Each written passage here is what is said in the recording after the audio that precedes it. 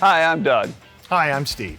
Today we're going to talk about our Genesis polyethylene vacuum hoses. We have two different types of products that we mainly make, and that's a dual profile and a single profile.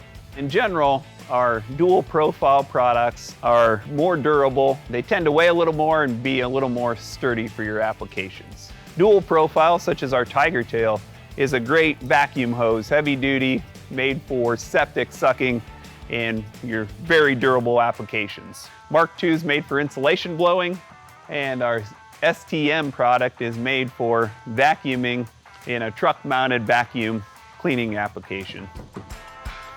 The single profiles give you much more flexibility than the dual, just because there is one profile wound on itself.